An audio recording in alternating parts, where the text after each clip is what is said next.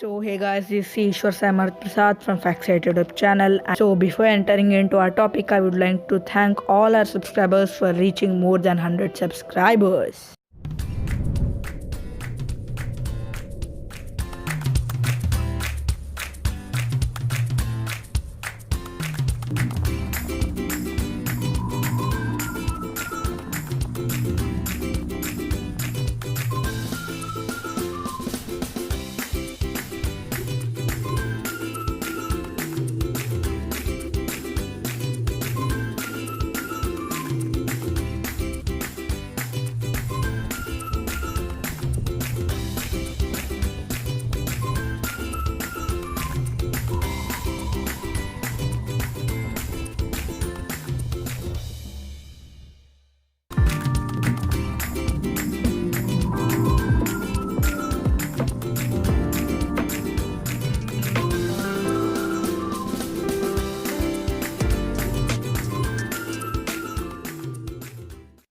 So guys, in this video we are going to discuss about the 7 interesting questions including the answers which you had ever thought.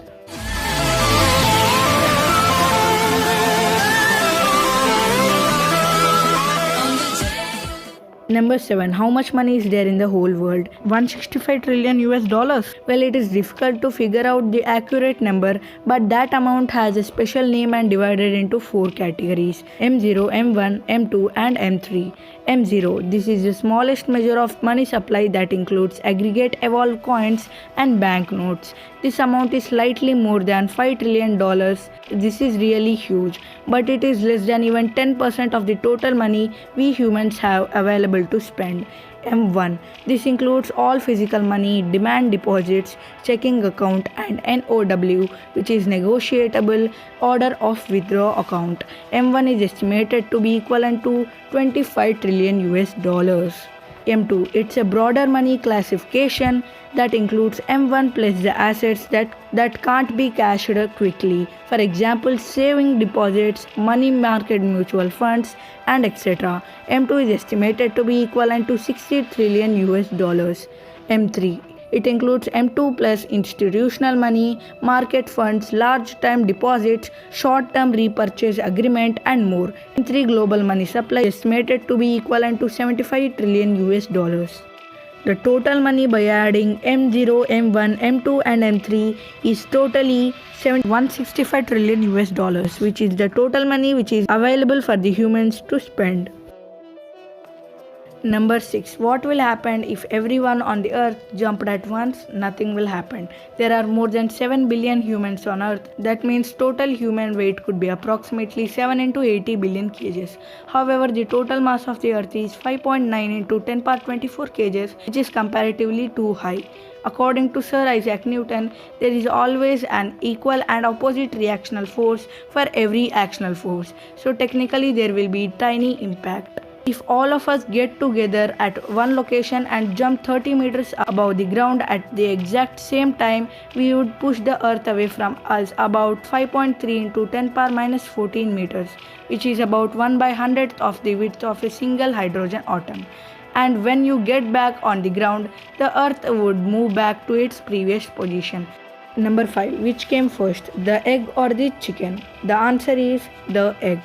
The egg-laying animals exist far before the chicken came. So technically the egg came before the chicken. Let's take the clock. Many moons ago there were no chickens. A creature very similar to chicken, let's call it as proto-chicken, would have mated with another proto-chicken. The two organisms pass their genes into a form of DNA. However, the replication of DNA is never 100% accurate and very often produces a tiny change for a new organism.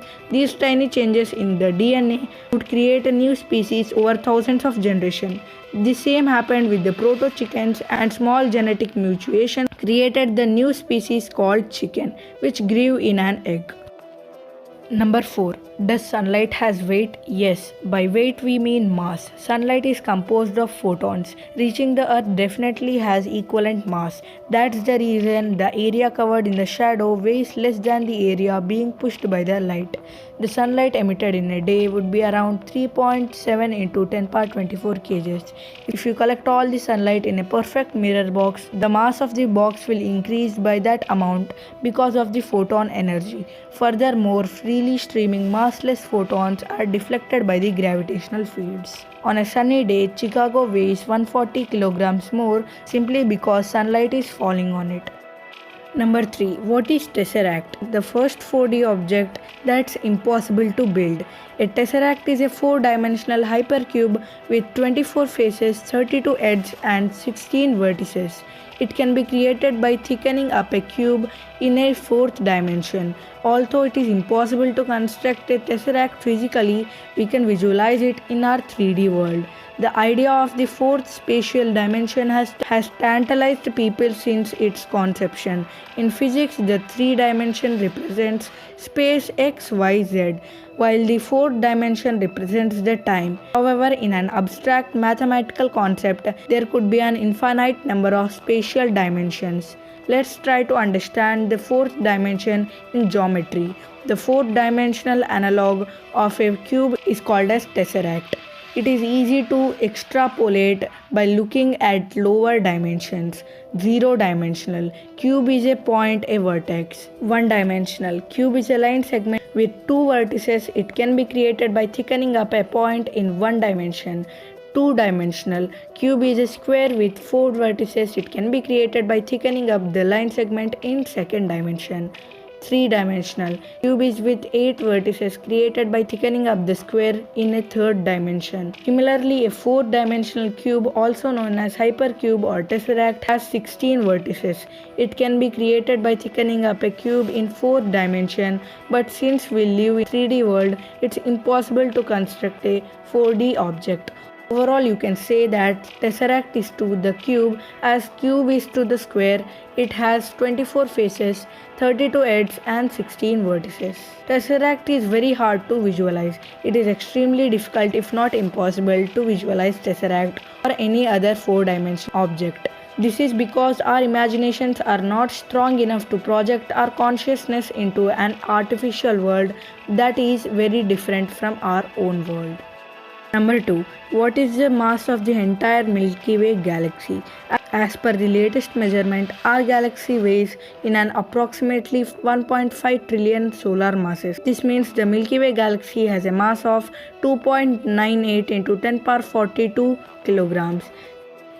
Guys, our Milky Way galaxy has 90% of dark matter, which is quite opposite of the matter, so that it is difficult to store this dark matter in the places where there is matter, so that it is very difficult to measure the mass of dark matter. So the question comes here is, how did the researchers and the astronomers find the mass including the dark matter in the galaxy? We can use the information about the sun's orbit to estimate the mass of the galaxy, just as we could weigh the sun by monitoring the orbit of planet around it. Let's assume that the sun's orbit is circular and that the galaxy is roughly spherical. We know the galaxy is shaped more like a disk, but to simplify the calculation, we will make this assumption which illustrates the basic approach. Long ago, Newton showed that if you have matter distributed in the shape of a sphere, then it is simple to calculate the pull of the gravity on some object just outside that sphere. You can assume that gravity acts as if all the matter were concentrated at one point in the center of the sphere. For our calculation, then we can assume that all the mass that lies inward of the sun's position is concentrated at the center of the galaxy, and that the sun orbits that point from distance of about 26,000 light years. This is the sort of situation to which Kepler's third law, as modified by the Newton, can be directly applied. Plugging numbers into Kepler's formula, we can calculate the sum of the masses of the galaxy and the sun. However, the mass of the sun is completely trivial compared to the mass of the galaxy. Thus, for all practical purposes, the result, which is about 100 billion times the mass of the sun, is the mass of the Milky Way. More sophisticated calculation based on more sophisticated models give a same result. Our estimate tells us how much mass is contained in the volume inside Sun's orbit. This is a good estimate for total mass of the galaxy only if harder and any mass lies outside the Sun's orbit. We can also use the velocity of the clusters and the asteroids to calculate the mass of the dark matter. So guys, before going into the first question, if you didn't subscribe to FactSet channel, then please subscribe to FactSet channel for more interesting updates like this. So let's go to question number 1.